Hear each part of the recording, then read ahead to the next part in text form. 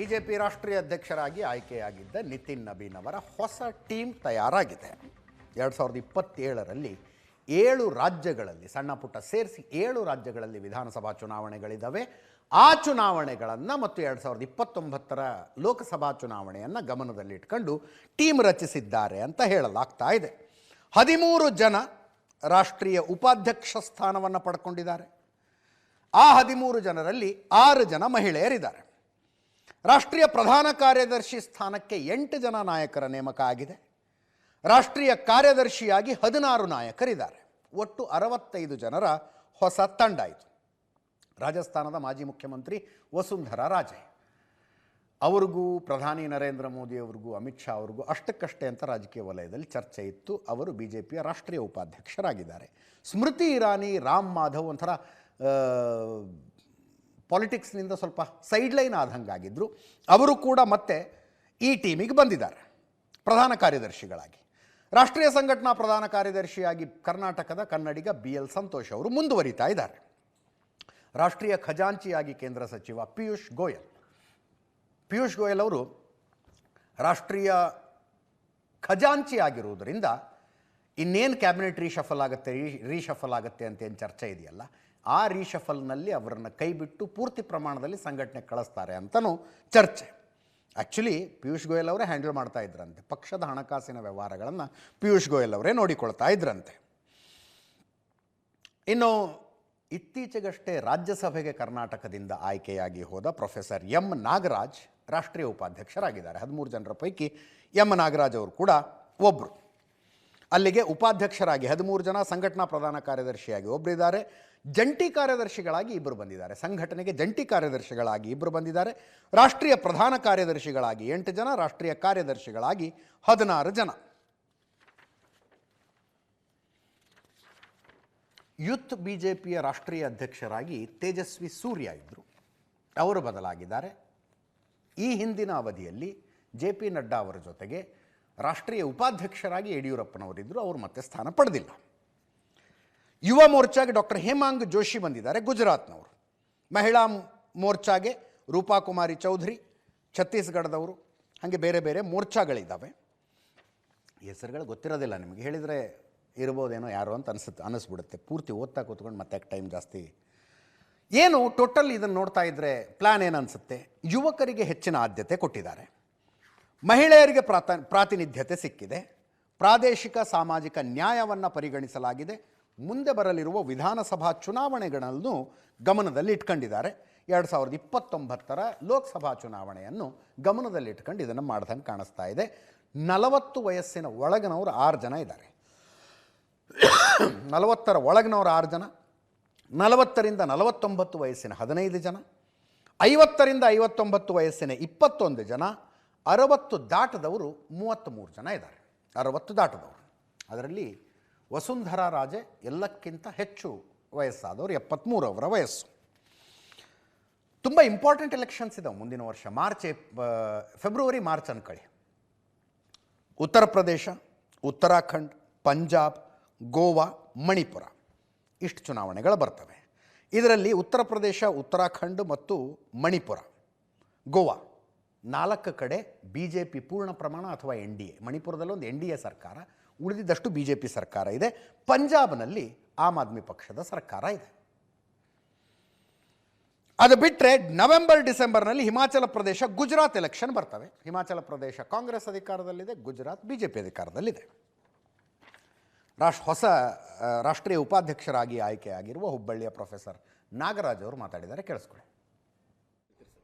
ಮೊಟ್ಟ ಮೊದಲನೇದಾಗಿ ನಾನು ನನ್ನ ಮೇಲೆ ವಿಶ್ವಾಸ ಇರಿಸಿ ಈ ಒಂದು ಗುರುತರವಾದ ಒಂದು ರಾಷ್ಟ್ರೀಯ ಮಟ್ಟದ ಭಾರತೀಯ ಜನತಾ ಪಾರ್ಟಿಯ ಉಪಾಧ್ಯಕ್ಷನಾಗಿ ಆಯ್ಕೆ ಮಾಡಿರೋದಕ್ಕೆ ನಾನು ಆದರಣೀಯ ಸನ್ಮಾನ್ಯ ಪ್ರಧಾನಮಂತ್ರಿ ನರೇಂದ್ರ ಮೋದಿಜಿಯವರಿಗೆ ಮತ್ತು ಶ್ರೀ ಅಮಿತ್ ಶಾಜಿಯವರಿಗೆ ಮತ್ತು ವಿಶೇಷವಾಗಿ ರಾಷ್ಟ್ರೀಯ ಅಧ್ಯಕ್ಷರಾದಂಥ ಶ್ರೀ ನಿತಿನ್ ನಬೀನ್ಜಿಯವರಿಗೆ ನಾನು ಹೃತ್ಪೂರ್ವಕವಾದ ಧನ್ಯವಾದಗಳನ್ನ ಈ ಸಂದರ್ಭದಲ್ಲಿ ತಿಳಿಸಲಿಕ್ಕೆ ಇಚ್ಛೆಪಡ್ತೇನೆ.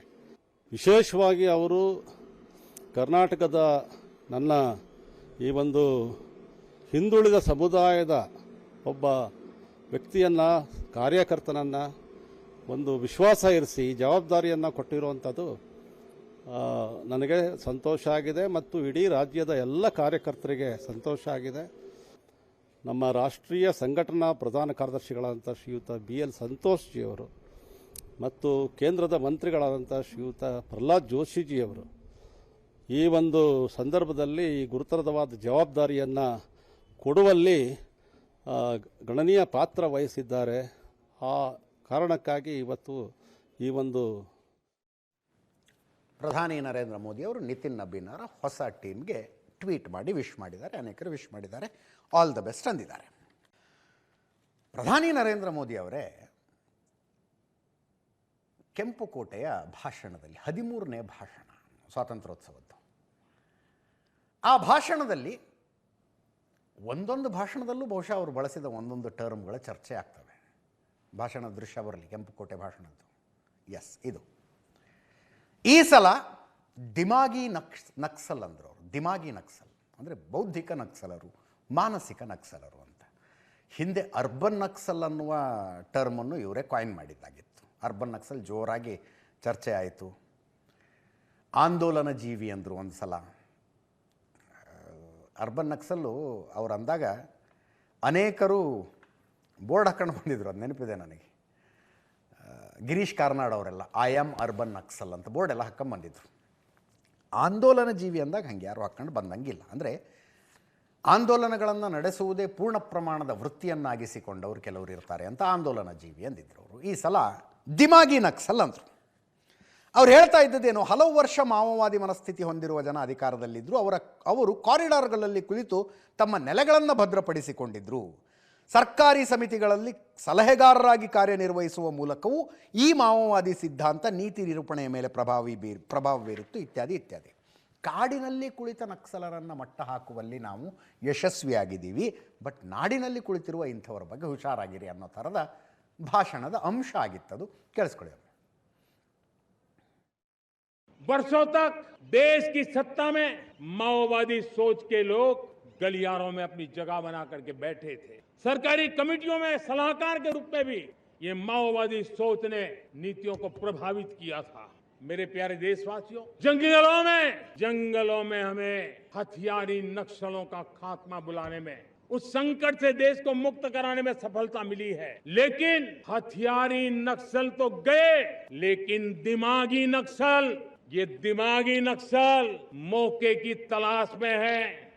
हिंसा, अराजकता के वो रास्ते खोज रहे हैं. समाज को गलत राह पर घसीटने के लिए भांति भांति के दांव कर रहे हैं. इन दिमागी नक्सलियों को पहचानना होगा, इन दिमागी नक्सलियों को आइसोलेट करना होगा और राष्ट्र को विकसित राष्ट्र बनाने की मुख्य धारा की ओर देश की युवा पीढ़ी को जोड़ना होगा. ಇದರಲ್ಲಿ ಬರುತ್ತದೆ, ಕಾಡಲ್ಲಿರೋ ನಕ್ಸಲರನ್ನು ಮಟ್ಟ ಹಾಕಿದ್ವಿ ಅಂತ. ಅದು ಓಕೆ, ಉಳಿದಿದ್ರ ಬಗ್ಗೆ ಡಿಬೇಟ್ ಆಗಲಿ, ದಿಮಾಗಿ ನಕ್ಸಲ್ ಇದಾರಾ ಇಲ್ಲವಾ, ಅದು ಡಿಬೇಟ್ ಆಗಲಿ. ಈ ದಶಕದ ಭಾರತದ ದೊಡ್ಡ ಸಾಧನೆಗಳನ್ನು ಪಟ್ಟಿ ಮಾಡೋದು ಕುಳಿತುಕೊಂಡ್ರೆ ವೈಯಕ್ತಿಕವಾಗಿ ನಾನು ಸೇರಿಸೋದು, ನಕ್ಸಲ್ ಹಿಂಸಾತ್ಮಕ ನಕ್ಸಲ್ವಾದ ಇತ್ತಲ್ಲ, ಅದನ್ನು ಭಾರತ ಮುಗಿಸಿದೆ ಧೈರ್ಯವಾಗಿ ಹೇಳಬಹುದು. ಕಾಡಿನಲ್ಲಿ ಯಾರೂ ಉಳಿದಿಲ್ಲ. ಈಗ 126 ನಕ್ಸಲ್ ಇನ್ಫೆಕ್ಟೆಡ್ ಏರಿಯಾಗಳಿದ್ದವು. ಅಲ್ಲಿ ಸರ್ಕಾರದ ಅಭಿವೃದ್ಧಿ ಒತ್ತಟ್ಟಿಗೆ ಹೋಗಲಿ, ನಮ್ಮ ಸಂವಿಧಾನ ಕಾನೂನುಗಳು ಕೂಡ ರೀಚ್ ಆಗಿರಲಿಲ್ಲ. 3 ವರ್ಷದ ಹಿಂದೆಯೇ ವರ್ಷ, ತಿಂಗಳು, ಡೇಟ್ ಕೊಟ್ಟು ಭಾರತ ಅದನ್ನು ಮುಗಿಸ್ತು. 2026 ಮಾರ್ಚ್ 31ಕ್ಕೆ ಭಾರತ ನಕ್ಸಲ್ ಹಿಂಸೆಯಿಂದ ಮುಕ್ತವಾಗುತ್ತೆ ಅಂತ 3 ವರ್ಷಗಳ ಹಿಂದೆ ಅಮಿತ್ ಶಾ ಅನೌನ್ಸ್ ಮಾಡಿದ್ರು. ಮುಕ್ತ ಆಯಿತು ಅಂತ ಪೂರ್ತಿಯಾಗಿ ಹೇಳಬಹುದಾ? ಆ ಧೈರ್ಯ ಇನ್ನೂ ಇಲ್ಲ. ಗೊತ್ತಿಲ್ಲ, ಎಲ್ಲೋ ಕುತ್ಕೊಂಡು ಯಾರೋ ಒಬ್ರು ಏನೋ ಮಾಡಿದ್ರು, ಹಂಗೆ ಹೇಳಿದ್ರಿ ಅಂತ ಅನ್ಬೇಡಿ. ಕಾಡಿನಲ್ಲಿ ನಕ್ಸಲರು ಉಳಿದಿಲ್ಲ. ಈಗ ನಕ್ಸಲ್ ಇನ್ಫೆಕ್ಟೆಡ್ ಏರಿಯಾಗಳ 0, ಡಿಸ್ಟ್ರಿಕ್ಟ್ಗಳ 0. ಉಳಿದಂತೆ ಬೌದ್ಧಿಕ ನಕ್ಸಲ್ ಅನ್ನುವ ಪದ ಬಳಕೆ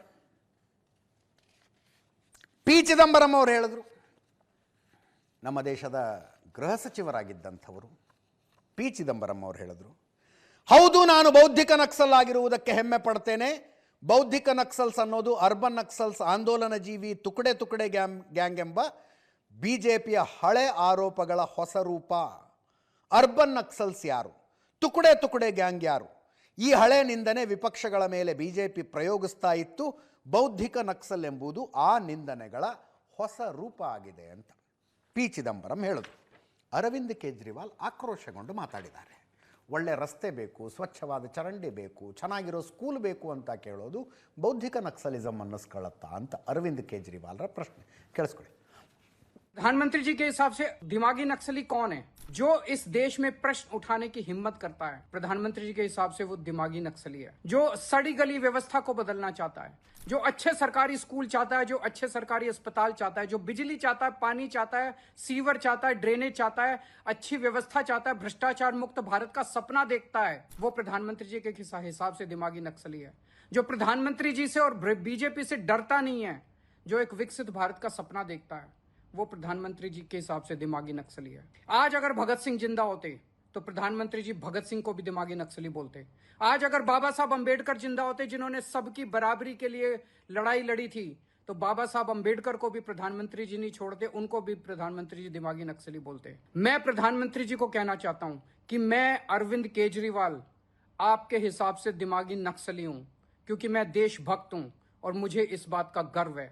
अगर देश के खिलाफ कोई कुछ करेगा या कोई कुछ बोलेगा, केजरीवाल अपनी प्रधानमंत्री जी के हिसाब से दिमागी नक्सली कौन है जो इस देश में प्रश्न उठाने की हिम्मत करता है?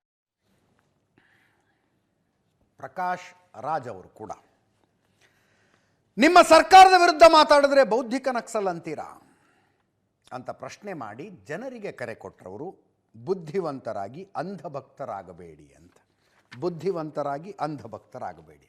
ಈಗ ಬೌದ್ಧಿಕ ನಕ್ಸಲ್ ಅನ್ನುವ ಶಬ್ದದ ಡೆಫಿನೇಷನ್ ಏನು ಅನ್ನೋ ಚರ್ಚೆ ಬರುತ್ತೆ. ಹಿಂದೆ ಅರ್ಬನ್ ನಕ್ಸಲ್ ಅಂದರೆ ಏನು, ಅದಕ್ಕೆ ಡೆಫಿನೇಷನ್ ಇದೆಯಾ ಅಂತ ಪಾರ್ಲಿಮೆಂಟ್ನಲ್ಲಿ ಯಾರೋ ಕ್ವಶನ್ ಕೇಳಿದರು. ಕ್ವಶನ್ ಇಲ್ಲ, ಆ ಥರದ ಶಬ್ದ ಇಲ್ಲ, ಅದಕ್ಕೇನು ಡೆಫಿನೇಷನ್, ಡಿರೈವ್ಡ್ ಡೆಫಿನೇಷನ್ ಅಂತ ಏನಿಲ್ಲ ಅಂತ ಸರ್ಕಾರದಿಂದ ಉತ್ತರ ಬಂದಿತ್ತು. ಈಗ ಇದನ್ನು ಕೇಳ್ತಾರೆ, ಬೌದ್ಧಿಕ ನಕ್ಸಲ್ ಅಂದರೆ ಏನು, ಅದರ ಡೆಫಿನೇಷನ್ ಏನು, ಅದರ ವ್ಯಾಪ್ತಿಲಿ ಯಾರ್ಯಾರು ಬರ್ತಾರೆ ಅಂತ. ಅದರ ಜೊತೆಗೆ ಅಂಧಭಕ್ತರು ಅಂದರೆ ಯಾರು ಅನ್ನೋದು ಕೂಡ ಕ್ಲಿಯರ್ ಆಗಬೇಕಾಗಿದೆ. ಅಂಧಭಕ್ತರು ಅಂದರೆ ಯಾರು, ಅಂಧಭಕ್ತಿಯ ಡೆಫಿನೇಷನ್ ಏನು, ಅದರ ವ್ಯಾಪ್ತಿಯೊಳಗೆ ಯಾರು ಬರ್ತಾರೆ, ಯಾರು ಬರೋದಿಲ್ಲ, ಅದು ಕ್ಲಿಯರ್ ಆಗಬೇಕಾಗಿದೆ. ಕೇಳಿಸ್ಕೊಳ್ಳಿ ಪ್ರಕಾಶ್ ರಾಜ್ ಅವರು ಮಾತಾಡಿದ್ದು.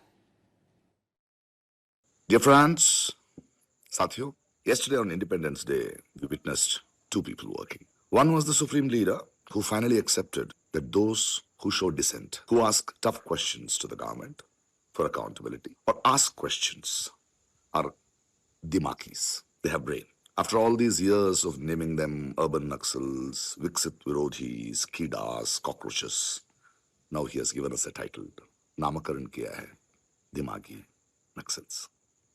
On the other hand, the so-called accused Dimagi Naxals or cockroaches were busy walking into village government schools and showing the plight of the toilets, of the classrooms, of places where there were no teachers, no roads, and how our children in government schools are suffering. Now, since you have seen these two Indians, it is for you to decide whom you will support. My suggestion is, दिमागी बनो, बेवकूफ नहीं, अंधभक्त नहीं, सवाल करो, गुलामी नहीं. CJP ಕೂಡ ಈ ದಿಮಾಕಿ ನಕ್ಸಲ್ ಅನ್ನುವ ಶಬ್ದವನ್ನು ಖಂಡಿಸಿದೆ. ಸೌರವ್ ದಾಸ್ ಸಿಜೆಪಿಯ ವಕ್ತಾರರ ಹೇಳಿಕೆ ಇದು. ಬೌದ್ಧಿಕ ನಕ್ಸಲ್ ಅಥವಾ ಇನ್ಯಾವುದೇ ಹಣೆಪಟ್ಟಿ ಕೆಲಸ ಮಾಡಲ್ಲ ಮೋದಿಜಿ. ನಿಮ್ಮ ಸರ್ಕಾರವನ್ನು ಪ್ರಶ್ನಿಸಿದ ಕಾರಣಕ್ಕಾಗಿಯೇ ವಿದ್ಯಾವಂತ ಯುವಜನರನ್ನು ನಕ್ಸಲರು ಎಂದು ಮನಬಂದಂತೆ ಕರೆಯುವುದು ಹೇಗೆ ಸಾಧ್ಯ? ಇದು ನಿಮ್ಮ ಶುದ್ಧ ಅಹಂಕಾರ. ಎಚ್ಚರಿಕೆಯ ಗಂಟೆ ಮೊಳಗಿದೆ, ಜಾಗೃತಿಯ ಕಾಲ ಬಂದಿದೆ ಅಂತ ಕಿರಣ್ ರಿಜಿಜು ಅವರು ಟ್ವೀಟ್ ಮೂಲಕ ಸ್ಪಷ್ಟೀಕರಣ ಕೊಡುವ ಪ್ರಯತ್ನ ಮಾಡಿದ್ರು. ಕಿರಣ್ ರಿಜಿಜು ಕೇಂದ್ರ ಸಚಿವರು. ವಿಪಕ್ಷ ನಾಯಕರಿಗೆ ಪ್ರಧಾನಿ ಮೋದಿ ಬೌದ್ಧಿಕ ನಕ್ಸಲ್ಸ್ ಅಂದಿಲ್ಲ, ಕೇವಲ ಕೆಳಗಿನವರು ಮಾತ್ರ ಮಾನಸಿಕ ನಕ್ಸಲರಾಗಿದ್ದಾರೆ ಅಂತ ಅದರ ಕ್ರೈಟೀರಿಯಾ ಹೇಳಿದ್ದಾರೆ ಕಿರಣ್ ರಿಜಿಜು. ಮಾವೋವಾದಿಗಳನ್ನು ಬೆಂಬಲಿಸುವವರು, ಸಂವಿಧಾನವನ್ನು ತಿರಸ್ಕರಿಸುವವರು, ಪ್ರತ್ಯೇಕತಾವಾದಿಗಳ ಪರವಾಗಿ ನಿಲ್ಲುವಂಥವರು, ಆರ್ಟಿಕಲ್ 370 ಬೆಂಬಲಿಸುವವರು, ಈಶಾನ್ಯ ಭಾಗವನ್ನು ಭಾರತದಿಂದ ಬೇರ್ಪಡಿಸಲು ಚಿಕನ್ ನೆಕ್ ಕತ್ತರಿಸಬೇಕು ಅಂತ ಬಯಸುವವರು, ಇವರು ಬೌದ್ಧಿಕ ನಕ್ಸಲರು ಅಂತ. ಸಾಕ ಈ ಡೆಫಿನಿಷನ್ನು? ಈ ಜನ ಇಲ್ಲವ ನಮ್ಮ ಮಧ್ಯೆ? ಮಾವೋವಾದಿಗಳನ್ನು ಬೆಂಬಲಿಸುವವರು ಇದ್ದಾರೆ, ಡೆಫಿನೆಟ್ಲಿ ಇದ್ದಾರೆ. CRPFನ ವಾಹನಕ್ಕೆ ಮಾವೋವಾದಿಗಳ ಬಾಂಬ್ ಇಟ್ಟು ಉಡಾಯಿಸಿದಾಗ ಸಂಭ್ರಮಾಚರಣೆ JNUನಲ್ಲಿ ನಡೆದಿತ್ತು ರೀ. ವಾರ್ಷಿಕ ಸಂಭ್ರಮಾಚರಣೆಗಳಾಗ್ತಿದ್ವು ಅಲ್ಲಿ. ಮಾವೋವಾದಿಗಳ ಸಾಹಸದ ಸ್ಮರಣೆ ಆಗ್ತಾ ಇತ್ತು ಇಲ್ವಾ? ಸಂವಿಧಾನ ತಿರಸ್ಕರಿಸುವವರು ಇಲ್ವಾ? ಪ್ರತ್ಯೇಕತಾವಾದಿಗಳ ಪರ ನಿಲ್ಲುವವರು ಇಲ್ವಾ? ನಿಂತ್ಕೊಂಡು ಭಾಷಣ ಮಾಡೋದಿಲ್ವಾ? ಕಾಶ್ಮೀರದ ಮೇಲೆ ಭಾರತ ಅನಧಿಕೃತವಾಗಿ ಹಿಡಿತ ಸಾಧಿಸಿಕೊಂಡಿಟ್ಕೊಂಡಿದೆ. ಕಾಶ್ಮೀರದ ಮೇಲೆ ಭಾರತ ಅನಧಿಕೃತವಾಗಿ ಹಿಡಿತ ಸಾಧಿಸಿಕೊಂಡಿಟ್ಕೊಂಡಿದೆ. ಇನ್ನೂ ಒಂದು ಹೆಜ್ಜೆ ಮುಂದೆ ಹೋದ ಹೆಣ್ಣುಮಗಳೊಬ್ಬಳಿದ್ದಾಳೆ. ಗೋವಾದ ಮೇಲೂ ಅನಧಿಕೃತವಾಗಿ ಭಾರತ ಹಿಡಿತ ಸಾಧಿಸ್ಕೊಂಡಿದೆಯಂತೆ. ಪಾಂಡಿಚೇರಿ ಮೇಲೆ ಅನಧಿಕೃತವಾಗಿ ಭಾರತ ಹಿಡಿತ ಸಾಧಿಸ್ಕೊಂಡಿದೆಯಂತೆ. ಈಶಾನ್ಯ ಭಾರತದ ರಾಜ್ಯಗಳ ಮೇಲೆಯೂ ಭಾರತ ಅನಧಿಕೃತವಾಗಿ ಹಿಡಿತ ಸಾಧಿಸಿಕೊಂಡಿದೆಯಂತೆ. ಹೈದರಾಬಾದ್ನ ಮೇಲೆ ಭಾರತದ ಅನಧಿಕೃತ ಹಿಡಿತ. ಅಂದರೆ ನಿಜಾಮ ಆಳ್ತಾ ಇದ್ದ, ನಿಜಾಮ ಪಾಕಿಸ್ತಾನದ ಜೊತೆಗೆ ಸೇರ್ಕೋಬೇಕು ಅನ್ಕೊಂಡಿದ್ದ, ಭಾರತೀಯ ಸೇನೆ ತಗೊಂಡೋಗಿ ಅದನ್ನು ಸರ್ದಾರ್ ವಲ್ಲಭಭಾಯಿ ಪಟೇಲ್ ವಶಪಡಿಸಿಕೊಂಡ್ರಲ್ಲ, ಅನಧಿಕೃತ ಹಿಡಿತ ಅದು ಅಂತ. ಈ ಮಾತನ್ನು ನಾಲ್ಕು ಜನ ಫ್ರೆಂಡ್ಸ್ ಕೂತ್ಕೊಂಡಾಗ ಹೇಳೋದಲ್ಲ, ಪ್ರೆಸ್ ಮೀಟ್ನಲ್ಲಿ ಹೇಳದವರಿದ್ದಾರೆ. ಇದನ್ನು ಆರ್ಟಿಕಲ್ 370 ಬೆಂಬಲಿಸುವವರು ಎಷ್ಟು ಜನ ಬೇಕು? ಈಶಾನ್ಯ ಭಾಗ ಭಾರತದಿಂದ ಬೇರ್ಪಡಿಸುವುದಕ್ಕೆ ಚಿಕನ್ನ ಕತ್ತರಿಸಬೇಕು ಅಂತ. ಬೇರೆ ಎಲ್ಲ ಕಡೆ ಹೋಗ್ರಿ. CAA NRC ವಿರೋಧಿಸಿ ನಡೆದ ಪ್ರತಿಭಟನೆಯ ವೇದಿಕೆಯ ಮೇಲಿನ ಭಾಷಣ ಅದು. ಚಿಕನ್ನ ಕತ್ತರಿಸ್ಬಿಟ್ರೆ ಈಶಾನ್ಯ ಭಾರತ ಪ್ರತ್ಯೇಕ ಆಗಿಬಿಡುತ್ತೆ ಅಂತ सुधांशु त्रिवेदी माताडिದ್ರು बीजेपी संसद केಳಿಸ್ಕೊಳ್ಳಿ. विगत स्वतंत्रता दिवस पर प्रधानमंत्री श्री नरेंद्र मोदी जी ने एक बहुत महत्वपूर्ण और आज के परिप्रेक्ष्य में अत्यंत उपयुक्त विषय दिमागी नक्सल के विषय को उठाया, परंतु हम लोग इस विषय को लेकर आश्चर्य में हैं कि मात्र 24 घंटे के अंदर किसके दिमाग में नक्सली दिमाग था वो खुद ब खुद निकलकर सामने आ गया। पूर्व गृह मंत्री, पूर्व वित्त मंत्री और कांग्रेस के वरिष्ठ नेता पी चिदंबरम साहब ने खुद आकर कहा कि उन्हें दिमागी नक्सली होने पे गर्व है। यानी देखिए कितने आश्चर्य की बात है कि प्रधानमंत्री जी ने कहा और इतनी तुरंत प्रतिक्रिया हुई कि पूरे देश के सामने आ गया कि किसके दिमाग में नक्सल बैठा हुआ है और वह स्वयं गर्व की अनुभूति करने लगे। तो मैं कांग्रेस पार्टी और पी चिदंबरम साहब को याद दिलाना चाहता हूं कि पूर्व प्रधानमंत्री डॉक्टर मनमोहन सिंह ने 13 अप्रैल 2006 को कहा था, मैं कोट कर रहा हूं, it would not be an exaggeration to say that the problem of naxalism is the single biggest internal security challenge ever faced by our country. तो मैं कांग्रेस ಮೊನ್ನೆ ಸ್ವಾತಂತ್ರ್ಯೋತ್ಸವದ ದಿನ AICC ಕಚೇರಿಯಲ್ಲಿ ಧ್ವಜಾರೋಹಣ ನಡೆಯಿತು. ಕಾಂಗ್ರೆಸ್ನ ರಾಷ್ಟ್ರೀಯ ಅಧ್ಯಕ್ಷರಿದ್ದರು, ಲೋಕಸಭೆ ವಿಪಕ್ಷ ನಾಯಕರಿದ್ದರು. ರಾಷ್ಟ್ರೀಯ ಅಧ್ಯಕ್ಷರು, ರಾಜ್ಯಸಭೆ ವಿಪಕ್ಷ ನಾಯಕರು ಹೌದು ಮಲ್ಲಿಕಾರ್ಜುನ ಖರ್ಗೆ ಅವರು, ಲೋಕಸಭೆ ವಿಪಕ್ಷ ನಾಯಕರು ರಾಹುಲ್ ಗಾಂಧಿ ಅವರ ತಾಯಿ ರಾಜ್ಯಸಭಾ ಸದಸ್ಯೆ ಸೋನಿಯಾ ಗಾಂಧಿ ಅವರಿದ್ದರು. ಅಲ್ಲಿ ವಂದೇ ಮಾತರಂ ಹಾಡಲಾಯಿತು. ಮೊದಲ 2 ಚರಣಗಳನ್ನು ಇಷ್ಟು ವರ್ಷ ಕೇಳಿಸ್ಕೊಂಡು ಅಭ್ಯಾಸ. ಬಟ್ ಸಂಸತ್ತು ಹೊಸ ಕಾನೂನು ಮಾಡಿದೆ.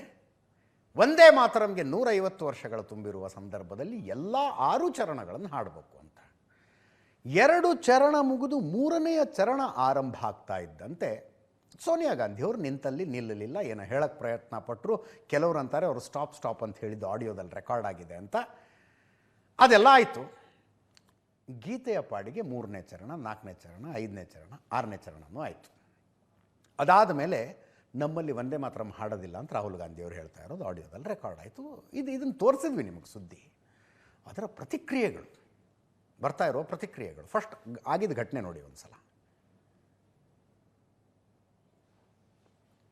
ಇಷ್ಟ ಆಗಿದ್ದ ಘಟನೆ, ಅಮಿತ್ ಶಾ ಅವರು ವೇದಿಕೆಯ ಭಾಷಣವೊಂದರಲ್ಲೇ ಈ ವಿಷಯ ಪ್ರಸ್ತಾಪಿಸಿದ್ರು. ಕಾಂಗ್ರೆಸ್ ಕಚೇರಿಯಲ್ಲಿ ವಂದೇ ಮಾತರಂ ಅನ್ನ ಹಾಡ್ತಾ ಇರುವಾಗ ಸೋನಿಯಾಜಿ ಖರ್ಗೆ ಅವರಿಗೆ ಹಾಡು ನಿಲ್ಲಿಸೋದಕ್ಕೆ ಹೇಳ್ತಾರೆ. ನಾವೆಲ್ಲರೂ ಟಿವಿಲಿ ನೋಡಿದ್ದೀವಿ. 80 ವರ್ಷಗಳ ನಂತರ ಬಂಕಿಂ ಚಂದ್ರ ಅವರ ಅಮರ ಗೀತೆಗೆ ಮತ್ತೊಮ್ಮೆ ಗೌರವ ಕೊಡ್ತಾ ಇದ್ದೀವಿ. ಅದನ್ನು ಸೋನಿಯಾ ಗಾಂಧಿಗೆ ಒಪ್ಕೊಳ್ಳೋದಕ್ಕಾಗ್ತಾ ಇಲ್ಲ. ಸೋನಿಯಾಜಿ 140 ಕೋಟಿ ಜನ ನಿಮ್ಮನ್ನು ನೋಡ್ತಾ ಇದ್ದಾರೆ. ನೀವು ಮಾಡಿದ ಈ ಪಾಪವನ್ನು ದೇಶದ ಜನ ಕ್ಷಮಿಸಲ್ಲ ಅಂದರು ಅಮಿತ್ ಶಾ ಅವರು. ಕೇಳಿಸ್ಕೊಳ್ಳಿ.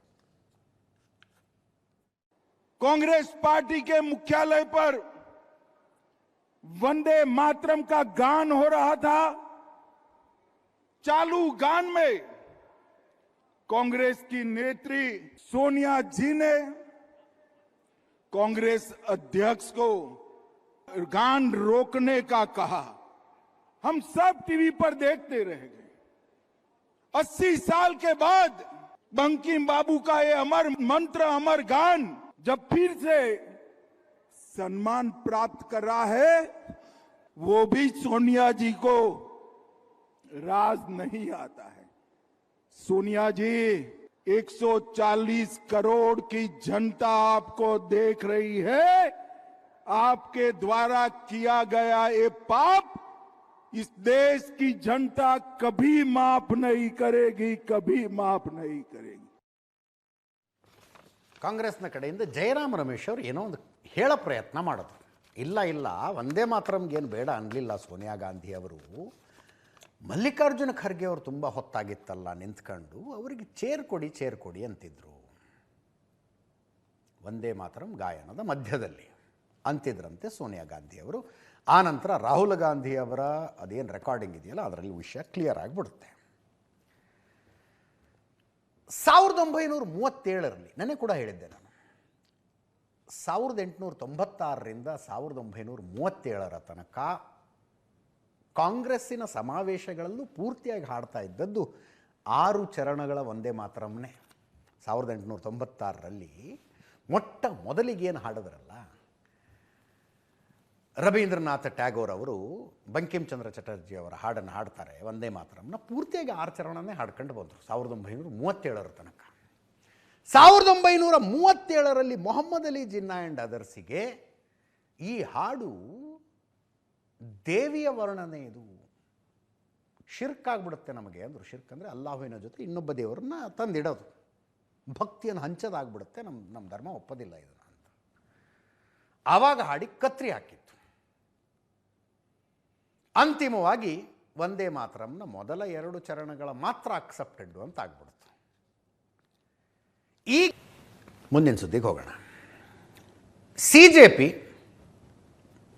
ಶಾಲೆಗಳನ್ನು ಸರಿ ಮಾಡಬೇಕು ಅನ್ನೋ ಒಂದು ಅಭಿಯಾನವನ್ನು ಕೈಗೆತ್ಕೊಂಡಿದೆ. ಸ್ಕೂಲ್ ಠೀಕ್ ಕರೋ ಅಂತ. ಸ್ಕೂಲ್ ಠೀಕ್ ಕರೋ, ಶಾಲೆ ಸರಿ ಮಾಡಿ ಅಂದರೆ ಶಾಲೆಯ ಕಟ್ಟಡಗಳು, ಬೇಸಿಕಲಿ ಶಾಲೆಗೆ ಹೋಗೋ ರಸ್ತೆ, ಒಂದು ಗ್ರೌಂಡು, ಮೇಲೆ ಗಟ್ಟಿಯಾದ ರೂಫ್ ಆದರೂ ಇದೆಯಾ, ಇದೊಂದು ಅಭಿಯಾನವನ್ನು ಹಮ್ಮಿಕೊಂಡಿದ್ದಾರೆ ಅವರು. ಈ ಅಭಿಯಾನವನ್ನು ಬೆಂಬಲಿಸಿ ನಮ್ಮೂರಲ್ಲಿ ಒಂದು ಶಾಲೆ ಸರಿ ಇಲ್ಲ ಅಂತ ಹೇಳಿದ ಒಬ್ಬನ ಮನೆಗೆ ನುಗ್ಗಿ BJP ಕಾರ್ಯಕರ್ತರು ದಾಳಿ ಮಾಡಿದ್ರಂತೆ. ಆತನ ತಂದೆಯನ್ನೇ ಕೊಂದುಬಿಟ್ರಂತೆ. ಪಶ್ಚಿಮ ಬಂಗಾಳದಿಂದ ಬರ್ತಾ ಇದೆ ಸುದ್ದಿ. ಪಶ್ಚಿಮ ಬಂಗಾಳದಿಂದ ಆಗಸ್ಟ್ 13ನೇ ತಾರೀಕು ಸ್ಕೂಲ್ ಠೀಕ್ ಕರೋ ಅಭಿಯಾನಕ್ಕೆ CJP ಕರೆ ಕೊಡ್ತು. ಆ ಕರೆಯಂತೆ ಪಶ್ಚಿಮ ಬಂಗಾಳದ ಬಂಕುರಾ ಜಿಲ್ಲೆಯ ಕರಿಶುಂಡಾ ಅನ್ನುವ ಗ್ರಾಮದಲ್ಲಿ CJP ಕಾರ್ಯಕರ್ತ ಹಫೀಜ್ ನಮ್ಮೂರಿನ ಶಾಲೆ ಹಿಂಗಿದೆ ನೋಡ್ರಿ ಅಂತ ತೋರಿಸ್ದ. ಆತ ಸರ್ಕಾರಿ ಶಾಲೆಗೆ ಹೋಗಿ ತೋರಿಸ್ದ, ಇಂಥ ಪರಿಸ್ಥಿತಿ ಇದೆ ನಮ್ಮೂರಿನ ಶಾಲೆಯಲ್ಲಿ ಅಂತ. 14ನೇ ತಾರೀಕು ಆತ ತೋರಿಸಿದ ಮಾರನೇ ದಿನ ಮಾರಕಾಸ್ತ್ರಗಳನ್ನು ಹಿಡಿದುಕೊಂಡ ಒಂದು ಗುಂಪು ಆತನ ಮನೆಗೆ ನುಗ್ಗುತ್ತಂತೆ. ಮನೆಯಲ್ಲಿದ್ದವ್ರನ್ನೆಲ್ಲ ಹೊಡೆದಿದ್ದಾರೆ. ಆ ಹೊಡೆತಕ್ಕೆ ಹಫೀಜ್ನ ತಂದೆ ಮೊಹಮ್ಮದ್ ಮಾಫಿಕ್ ನೆಕ್ಸ್ಟ್ ಡೇ ಹಾಸ್ಪಿಟಲ್ನಲ್ಲಿ ತೀರ್ಕೊಂಡಿದ್ದಾರೆ. ಆಗಸ್ಟ್ 15ಕ್ಕೆ ಹಾಸ್ಪಿಟಲ್ಗೆ ಕರ್ಕೊಂಡು ಹೋಗ್ತಾರೆ, ಅಲ್ಲಿ ತೀರ್ಕೋತಾರೆ. 8 ಜನನ ಈ ಕೇಸ್ನಲ್ಲಿ ಅರೆಸ್ಟ್ ಮಾಡಲಾಗಿದೆ. 8 ಜನರ ಪೈಕಿ ಒಬ್ಬ BJP ನಾಯಕ, ಸ್ಥಳೀಯ BJP ನಾಯಕ.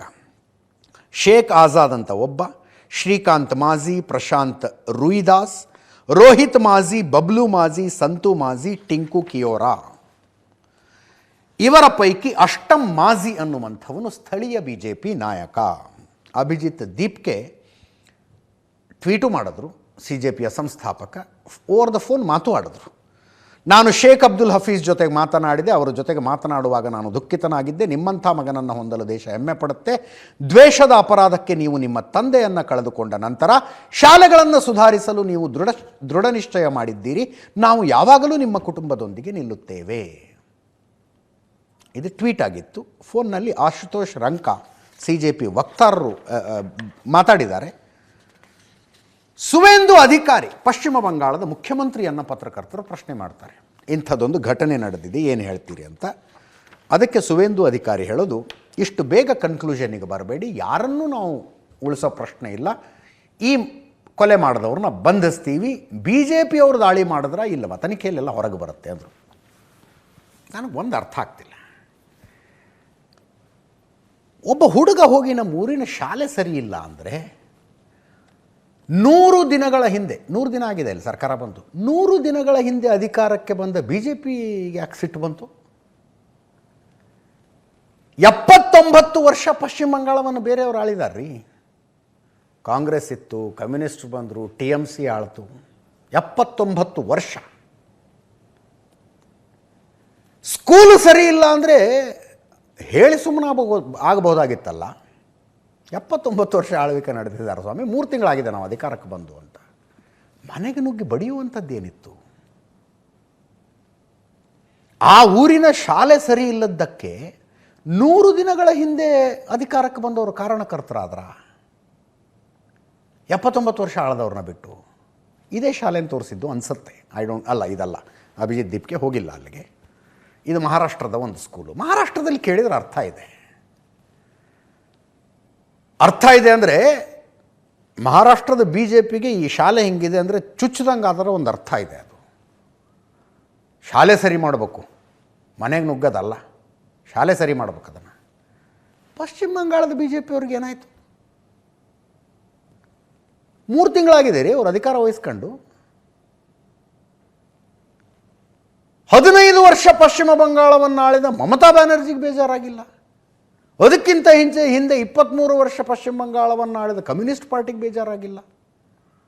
ಅದಕ್ಕಿಂತ ಹಿಂದೆ ಸ್ವಾತಂತ್ರ್ಯ ಬಂದಾಗಿನಿಂದಲೂ ಪಶ್ಚಿಮ ಬಂಗಾಳವನ್ನು ಆಳಿದ ಕಾಂಗ್ರೆಸ್ನವ್ರಿಗೆ ಬೇಜಾರಾಗಿಲ್ಲ.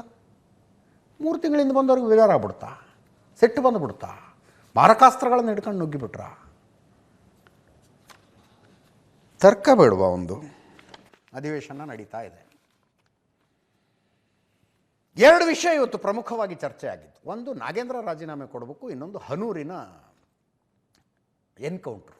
ಅಲ್ಲಿ ಬೇಟೆಯಾಡೋದಕ್ಕೆ ಹೋಗಿದ್ರು ಅಂತ ಆಗಸ್ಟ್ 15 ಸ್ವಾತಂತ್ರ್ಯ ದಿನಾಚರಣೆ ದಿವಸ ಬೆಳಗ್ಗೆ ಬಂದು ಸುದ್ದಿ. ಅದು ಬೇಟೆಯಾಡೋದಕ್ಕೆ ಹೋಗಿದ್ರು ಅಂತ ಅರಣ್ಯ ಇಲಾಖೆಯವರು ಗುಂಡು ಹೊಡೆದು 3 ಸತ್ತು ಹೋಗಿದ್ದಾರೆ, ಒಬ್ಬ ಓಡೋಗಿದ್ದಾನೆ. ನಾಗೇಂದ್ರ ವಿಷಯ ಮೊದಲಿಗೆ ಕಳಂಕಿತ ಸಚಿವರನ್ನು ಕೂರಿಸಿಕೊಂಡು ಉತ್ತರ ಪಡೆಯೋದಕ್ಕೆ ಸಾಧ್ಯ ಇಲ್ಲ ಅಂತ ಸುನೀಲ್ ಕುಮಾರ್ ಅವರು ಮುಗಿಬಿದ್ರು ಒಂದೇ ಸಲಕ್ಕೆ. ರಾಜೀನಾಮೆ ಕೊಟ್ಟು ಹೋಗಿದ್ದ ನಾಗೇಂದ್ರನ ಮತ್ತೆ ಯಾಕೆ ಸೇರಿಸ್ಕೊಂಡ್ರಿ ನೀವು?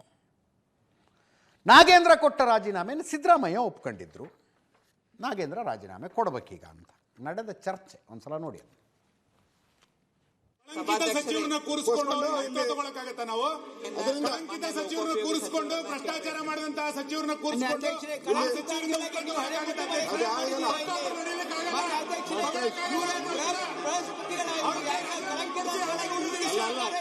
ಭ್ರಷ್ಟಾಚಾರ ಸರ್ಕಾರದ ಉತ್ತರ ನಮಗೆ ಬಂದಿಲ್ಲ ಅಂತ ಉತ್ತರ ಪ್ರಮೇಯ ನಮಗೆ ಬಂದಿಲ್ಲ. ತಗೊಳ್ಳಿ ರಾಜೀನಾಮೆ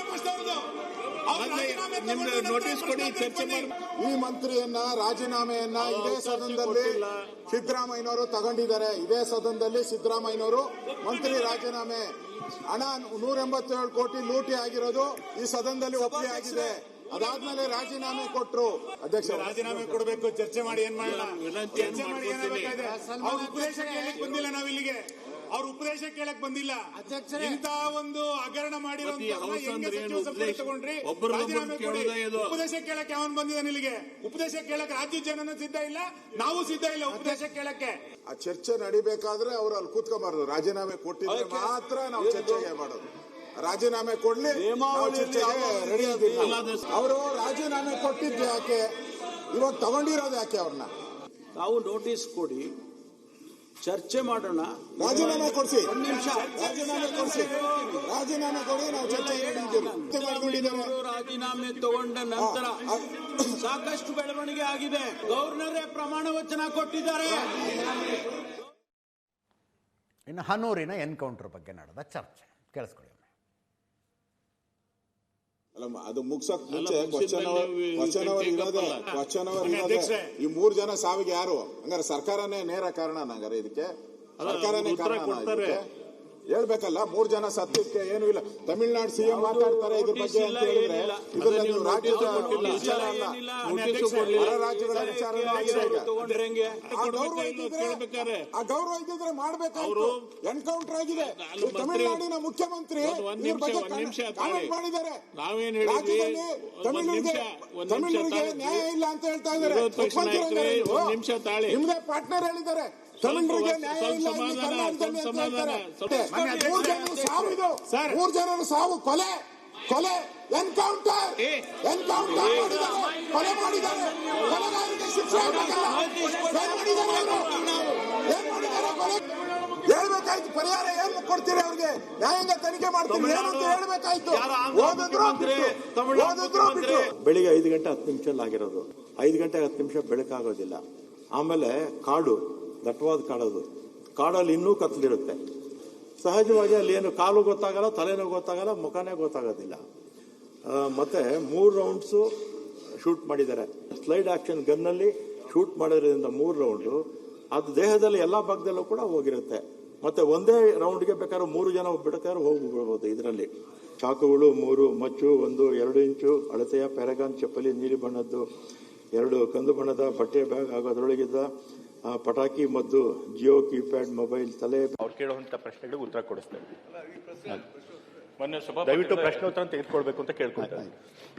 ಇದೊಂದು ಅಮಾನವೀಯ ಘಟನೆ ಆಗಿದ್ದರಿಂದ ನಾವು ಇದನ್ನ ತುರ್ತಾಗಿ ತೆಗೆದುಕೊಳ್ಬೇಕಾಗಿತ್ತು. ಈಗಾಗಲೇ ಸಚಿವರು ತಳಮನೆಯಲ್ಲಿ ಉತ್ತರ ಕೊಡ್ತಾ ಇದ್ದಾರೆ ಅನ್ನೋದನ್ನ ನಾವು ನೋಡಿದ್ದೇವೆ. ಇಲ್ಲಿಗೆ ತಕ್ಷಣ ಅವರು ಬಂದು ಇದಕ್ಕೆ ಉತ್ತರ ಕೊಡಬೇಕು, ನ್ಯಾಯಾಂಗ ತನಿಖೆನೇ ಆಗಬೇಕು, ಆ 1 ಕೋಟಿ ಅವ್ರ ಪರಿಹಾರ ಕೊಡೋ ಘೋಷಣೆ ಆಗಬೇಕು ಒಬ್ಬೊಬ್ಬರಿಗೆ.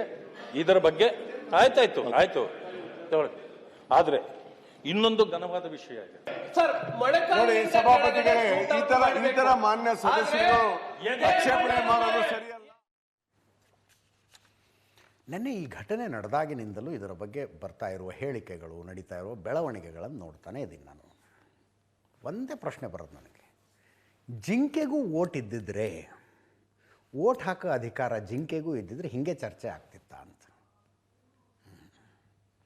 ತನಿಖೆ ನಡೀತಾ ಇದೆ, ಬೇಟೆಗಾರರಿಂದ ವಶಪಡಿಸಿಕೊಂಡಿದ್ದೇವೆ ಅಂತ ತೋರಿಸಲಾಗ್ತಾ ಇರುವ ವಸ್ತುಗಳ ಮಧ್ಯದಲ್ಲಿ ಇನ್ನೂ ಸ್ಟಿಕ್ಕರ್ ಕೂಡ ಕೇಳದೇ ಇರುವಂಥ ಹೊಸ ಪ್ಯಾರಾಗಾನ್ ಚಪ್ಪಲಿ ಹೆಂಗೆ ಬಂತು ಅನ್ನೋದೊಂದು ಪ್ರಶ್ನೆ. ಅದರ ಜೊತೆಗೆ ಛಲವಾದಿ ನಾರಾಯಣ ಸ್ವಾಮಿಯವರು ಹೇಳ್ತಾರೆ ಕೊಲೆಯಾದವರು ಅಲ್ಪಸಂಖ್ಯಾತರು ಅಂತ. ಅಂದರೆ ಏನು ಅಂದರೆ, ಅರಣ್ಯ ಸಿಬ್ಬಂದಿಯಿಂದ ಹಾರಿಸಿದ ಗುಂಡು ಹತ್ತಿರ ಹೋಗಿ ಎರೆರೆರೆ ಅಲ್ಪಸಂಖ್ಯಾತರ ಹತ್ರ ಬಂದೆ ಅಂಥೇಳಿ ಆ ಕಡೆ ಹೋಗ್ಬಿಡ್ಬೇಕಿತ್ತ? ನನಗೆ ಅರ್ಥ ಆಗೋದಿಲ್ಲಪ್ಪ ಇದು. ವಿಜಯ್ ಆಕ್ರೋಶಗೊಂಡಿದ್ದಾರೆ, ತಮಿಳರ ಕೊಲೆ ಆಗಿದೆ ಅಂತ. ಹಾರಿಸಿದ ಗುಂಡು ಹತ್ತಿರ ಹೋಗಿ ಎರೆರೆರೆ ತಮಿಳರ ಹತ್ರ ಬಂದೆ ಅಂತ ಈ ಕಡೆ ಹೋಗ್ಬಿಡ್ಬೇಕಿತ್ತಂತೆ. 15 ಲಕ್ಷ ಒಬ್ಬೊಬ್ಬರಿಗೂ ಪರಿಹಾರವನ್ನು ಕೊಡಲಾಗಿದೆ. ಇದರೊಂದಿಗೆ ಇವತ್ತಿನ ನ್ಯೂಸ್ ಅವರ್ ಮುಗಿಸ್ತಾ ಇದ್ದೀನಿ. ನೇರ ದಿಟ್ಟ ನಿರಂತರ ಸುದ್ದಿಗಾಗಿ ನೋಡ್ತಾ ಇರಿ ಏಷ್ಯಾನೆಟ್ ಸುವರ್ಣ ನ್ಯೂಸ್.